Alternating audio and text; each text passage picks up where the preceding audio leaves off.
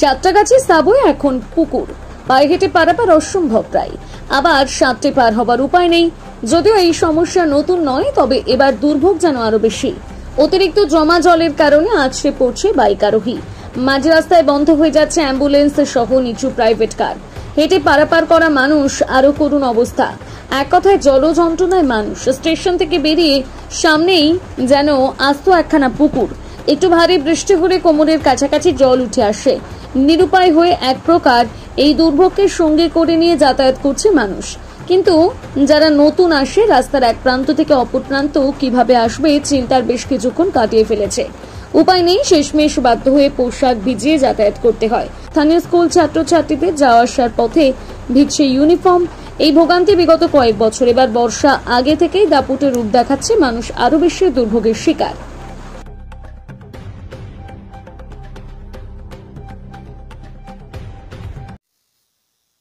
তো ড্রেনেজ সিস্টেমটা যদি ভালো হয় তাহলে বেটার হয়, মানে ড্রেনিংটাই তো মেন না। যদি ড্রেনেজ সিস্টেমটা বেটার হয়ে যায় তাহলে জলটা জমবে না, একটু বৃষ্টিতেই জল জমে যাচ্ছে, এটাই প্রবলেম।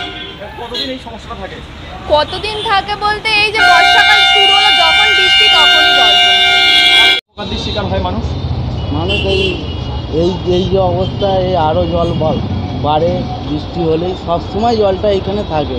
মোটামুটি কর্পোরেশন থেকে জল তুলেও নিয়ে যায় হয়।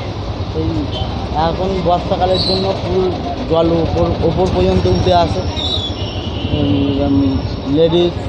লেডিস যেতে অসুবিধা হচ্ছে লেডিসদের। তারপর পড়েও যাচ্ছে, গাড়িরও সমস্যা হচ্ছে। গাড়ি যে যাচ্ছে গাড়িরও সমস্যা হচ্ছে, অ্যাম্বুলেন্স যাচ্ছে অ্যাম্বুলেন্সেরও সমস্যা হচ্ছে। বাইক পড়েও যাচ্ছে। বাইক পড়েও যাচ্ছে। কতদিন এই সমস্যাটা? এই সমস্যা দীর্ঘদিন ধরে। এই যে বাস যাত্রী প্রতীক্ষালা, একেবারে মাথার ছাদ নেই। কী বলবেন কতদিন এটা? কী বলবো আর, বলো এটা কতদিন ধরে দেখে বলো। এটা বহুত দিন ধরে, 2009 থেকে আমি দেখে আসছি। যাত্রী মাথার উপর ছাদ নেই না। বৃষ্টিতে কতটা সমস্যা পড়ে মানুষ? সমস্যায় সব বর্ষাকাল হলেই দীর্ঘদিন সমস্যায় দাঁড়িয়ে ভিজছে।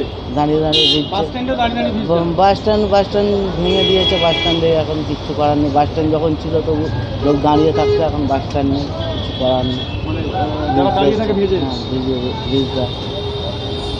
প্রতিদিন মানে বৃষ্টি এলেই কোথাও দাঁড়ানোর জায়গা কোথাও আছে না? এখানে দাঁড়াবার কোথাও জায়গা নেই। এই যে পার্কিংয়ের সামনে এইখানেই দাঁড়ানো হয়, তো পার্কিংওয়ালাদেরও সমস্যা হচ্ছে। নিরুপায় হয়ে মানুষ ভিজছে।